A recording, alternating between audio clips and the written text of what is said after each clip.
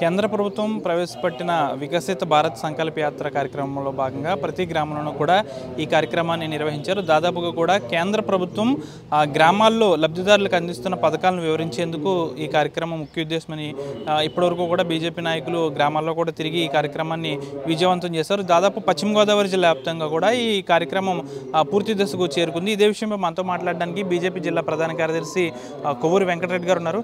Sir నమస్తే. ఇప్పటికే మీరు చాలా వరకు కూడా కంప్లీట్ చేశారు ఈ కార్యక్రమాన్ని. గ్రామాల్లోకి వెళ్తుంటే ఈ పథకాలు చెప్తుంటే రెస్పాన్స్ ఎలా ఉంది? ఈ స్టేట్ గవర్నమెంట్ పథకాలు అనుకుంటున్నారా లేకపోతే కేంద్ర ప్రభుత్వ పథకాలని గ్రామస్తులు ఏమనుకుంటున్నారు అసలు? యాక్చువల్గా అండి, ఇప్పుడు వికసిత భారత్ అనేది సంకల్పయాత్ర కార్యక్రమం ప్రతి గ్రామంలో కూడా మంచి స్పందన ఉందండి. ఏంటంటే ఇది వరకు ఈ కేంద్ర ప్రభుత్వ పథకాలు కూడా రాష్ట్ర ప్రభుత్వం ఇస్తుందేమో అనుకుని చాలామంది అపోహలు ఉన్నారు. ఈ అపోహలను తొలగిస్తానికి దేశంలో ఇక్కడే కాదు, దేశంలో ఉన్న రాష్ట్ర ప్రభుత్వాలు కూడా ఇస్తున్నాయని అనుకుంటున్నారు, కేంద్రం ఇస్తుందని అనుకుంటలేదు చాలామంది. అందుకని ఇలాంటి కార్యక్రమం పెట్టడం వల్ల జనాల్లో ఒక చైతన్యం వచ్చింది, ముఖ్యంగా మహిళల్లో వచ్చింది. ఈ కార్యక్రమం యాక్చువల్గా నవంబర్ 25న దేశవ్యాప్తంగా మన నరేంద్ర మోడీ గారు వికసిత్ భారత్ సంకల్పయాత్ర కార్యక్రమాన్ని శ్రీకారం చుట్టారు. దానిలో భాగంగా ప్రతి గ్రామ పంచాయతీలో గ్రామ అధ్యక్షుడు ఈ కార్యక్రమం జరుగుతుందండి. దానిలో భాగంగా మన పశ్చిమ గోదావరి జిల్లాలో జరుగుతుంది. ఇది ఏంటంటే ఈ కార్యక్రమం అన్ని రకాల డిపార్ట్మెంట్లో వస్తున్నారు. దాంట్లో ఏంటంటే ఉదాహరణకి మనకి పేద మధ్యతరగతి కుటుంబాలకు కావాల్సింది ఏంటంటే కొన్ని సంక్షేమ పథకాలు కావాలి.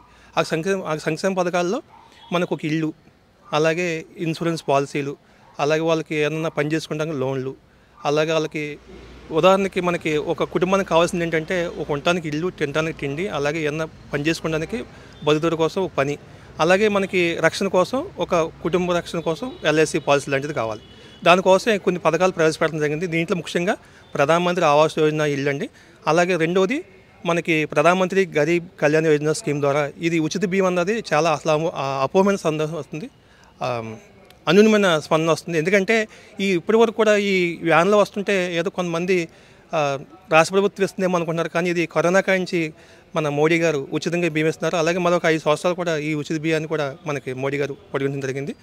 మరొకటి ఏంటంటే ఉచితంగా కూడా గ్యాస్ ఇస్తున్నారు. ప్రధానమంత్రి ఉజ్వల స్కీమ్ ద్వారా ఉచితంగా గ్యాస్. ఉదాహరణకి మనకి పేద మధ్యతరగతి కుటుంబాలు కొంతమంది గ్యాస్ కొనుక్కోలేని పరిస్థితిలో ఉన్నారు. వాళ్ళకి ఇది వరకు గ్యాస్ లేకపోతే కనుక ఇప్పుడు ఉచితంగా గ్యాస్ ఇస్తున్నారు. దాని ఖరీదు ఇంచుమించు 6,000 రూపాయలు ఖరీదు ఉంటుందండి.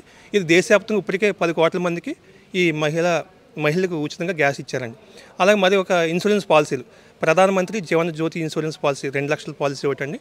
అలాగే ప్రధానమంత్రి బీమా సురక్ష యోజన 2 లక్షలు. ఈ 2 లక్షల పాలసీలు ఒకటేమో 430 రూపాయలు, ఒకటి 20 రూపాయలు ఒకటి. ఈ 2 పాలసీలు తీసుకోవటం వల్ల పేద మధ్యతరగతి కుటుంబాలు కూడా కుటుంబానికి రక్షణగా ఈ ఇన్సూరెన్స్ పాలసీలు దొరుకుతున్నాయండి. అలాగే కుటుంబంలో కొంతమందికి ఈ ఫెన్షను లేకపోతే మందులు కట్టు కొనుక్కోవాలనే ఉద్దేశంతో అటల్జీ ఫెన్షన్ ద్వారా కొంతమందికి ఈ 60 సంవత్సరాలు పోయిన తర్వాత కూడా ఫెన్షన్ ఇచ్చే స్కీము అటల్జీ ఫెన్షన్ ఉందండి. అంటే మీరు గ్రామాల్లోకి వెళ్తున్నారు, దాదాపు గ్రామాల్లో ఈ పథకాలు వివరిస్తుంటే మీకు స్థానికంగా ఉన్న రాష్ట్ర ప్రభుత్వ అధికారులు కానీ ఇక్కడ నాయకులు కానీ మీకు ఇప్పటివరకు కూడా సహకరించారా లేదా? అసలు పూర్తిగా సహకరించారండి. ఎవరు కూడా అసలు ఇంత మాట కూడా మాకు వాళ్ళ దగ్గర నుంచి ఎదురుగా రాలేదు. అందరూ కూడా కేంద్రం లేకుండా రాష్ట్రం లేదని, ప్రతి నాయకుడు దీంట్లో పార్టీలు సంబంధం లేకుండా ప్రతి ఒక్కళ్ళు కూడా కేంద్రం ఉండాలి, కేంద్రంలో మోడీ గారు మంచి పనులు చేస్తున్నారు, మంచి ఈ సభల ద్వారా మంచిగా మీరు వివరంగా చెప్తున్నారు, ఇంకా ఇలాంటివి పెట్టాలని వాళ్ళు అందరూ అంటున్నారు. ఎక్కడ కూడా అసలు ఇంటి కూడా గొడవ కూడా జరగలేదు, అందరూ కూడా సహకరిస్తున్నారండి అన్ని పార్టీలు. లబ్ధిదారులకి కనీసం ఈ పథకం మోదీ ప్రవేశపెట్టింది, బీజేపీ కేంద్ర ప్రభుత్వం ప్రవేశపెట్టిందని వాళ్ళకి తెలుస్తుందా? ఏమన్నా వాళ్ళ అవగాహన ఏమైనా వచ్చిందంట? అంటే ఈ సభలకు పెట్టకముందు చాలామంది మేము డిస్కషన్ చేసినప్పుడు బయట మేము చెప్తేనే కానీ ఓహో మోడీ గారు ఇస్తున్నారా, కేంద్రం ఇస్తున్నారు అనేవారు కదండి. అంటే ఒక రాజకీయ నాయకుడిగా చెప్పింది వేరు, ఒక అధికారికంగా చెప్పింది వేరండి. అధికారంగా చెప్పింది ఏంటంటే అది ఒక ముద్ర కింద పడుతుంది. అంతే కాబట్టి ఈ వికసిత భారత్ సంకల్పయాత్ర ద్వారా ఈ ప్రజా సభ ద్వారా ఒక అధికారి వచ్చి ఈ బియ్యము కేంద్రంలో మోడీ గారు ఇస్తున్నారు, ఈ ఇన్సూరెన్స్ పాలసీ మోడీ గారు ఇస్తున్నారు కేంద్ర ప్రభుత్వం, ఈ రోడ్డు మోడీ గారు వేయించారు అని చెప్తే వాళ్ళు ఏమవుతుంది, ప్రజలకు ఓహో అధికారి చెప్పారు, అలాగే రాజకీయ నాయకులు చెప్పారు అని దాంతో ఒక నమ్ముతున్నారు. ఇప్పుడు ఈ సభ అయిన తర్వాత మహిళలందరూ రోడ్డు మీద వెళ్తుంటే అయ్యి బాబు మనకి కేంద్ర ప్రభుత్వం మోడీ గారు ఇస్తున్నారంట, మనకి అసలు తెలియని విషయాలు చాలా బాగా చెప్పారు, బాగుంది, ఇంకా మనం తీసుకోవాలి అని మంచి స్పందన ఉందండి మహిళల్లో. ఇంకొక మనకి ఏంటంటే మన దేశంలో ఒక 4-5 క్లిష్టమైన సమస్యలను కేంద్రంలో బీజేపీ గవర్నమెంట్ వచ్చిన తర్వాత, మోడీ గారు వచ్చిన తర్వాత అవి తీరేయండి. ఏంటంటే ఒకటి అయోధ్య రామ మందిరం, అలాగే 2 మహిళా రిజర్వేషన్ బిల్లు, అలాగే 3 త్రిపుల్ తలాక్ బిల్లు, అలాగే జమ్మూ కాశ్మీర్ 370 ఆర్టికల్ అలాంటి కార్యక్రమాలు దేశంలో ప్రజలు ప్రతి ఒక్కరు కూడా తెలుసుకుని ఈరోజు కేంద్రంలో బీజేపీ గవర్నమెంట్ ఉంటేనే మన దేశం యొక్క భవిష్యత్తు. మరొక విషయం ఏంటంటే మనకి కేంద్ర ప్రభుత్వ పథకాల్లో కడుపులో ఉన్న బిడ్డ కాడి నుంచి మనకి చనిపోయే బర్రెల గ్రౌండ్ షెడ్ వరకు కూడా కేంద్ర ప్రభుత్వం ఇస్తుందని నిధులు.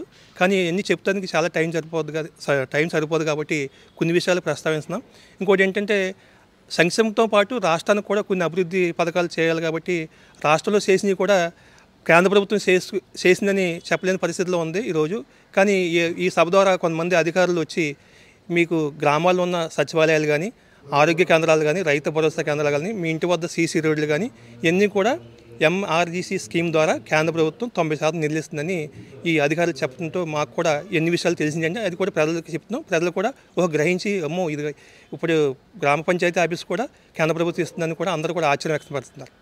దాదాపు కూడా వికసిత్ భారత్ కార్యక్రమం జిల్లా వ్యాప్తంగా కూడా పూర్తిగా వస్తుంది. ఇప్పుడు ఈ కార్యక్రమం ద్వారా గ్రామాల్లో ఎవరైతే ఉన్నారో లబ్ధిదారులకు వాళ్ళకి పూర్తిగా తెలుస్తుంది ఇది కేంద్ర ప్రభుత్వ పథకం, ఇది రాష్ట్ర ప్రభుత్వ పథకం అని. దాదాపు 90% కూడా కేంద్రం అందించే పథకాలని ఈ కార్యక్రమం ద్వారా చాలామంది గ్రహించారు. అంతేకాకుండా ఎక్కడైనా సరే ఈ కార్యక్రమం పెడితే ఎల్ఈడి స్క్రీన్ల ద్వారా 2 నుంచి 3 నిమిషాల వరకు కూడా కేంద్ర ప్రభుత్వ పథకాలను డిజిటల్ రూపంలో కూడా వివరిస్తున్నారు. దాదాపు ఈ కార్యక్రమం జిల్లా వ్యాప్తంగా కూడా విజయవంతమైంది. మరిన్ని కార్యక్రమాలు కూడా చేపట్టి కేంద్రంలో బీజేపీ ప్రభుత్వం అసలు గ్రామీణ స్థాయిలో ఎవరికి ఏం కార్యక్రమాలు చేస్తుందో అవన్నీ కూడా ముందు ఇంకా చూపించే ప్రయత్నం కూడా చేస్తామని బీజేపీ జిల్లా ప్రధాన కార్యదర్శి కొవ్వూరి వెంకటరెడ్డి చెప్తున్నారు. వీడియో జర్నలిస్ట్ శేఖర్తో మనోజ్, ఆర్టీవీ పశ్చిమ గోదావరి నుంచి. మరిన్ని వీడియోస్ కోసం ఛానల్ ని సబ్స్క్రైబ్ చేయండి, లేటెస్ట్ అప్డేట్స్ కోసం వాట్సాప్ ఛానల్ ని ఫాలో చేయండి అండ్ లింక్ డిస్క్రిప్షన్ లో ఉంది.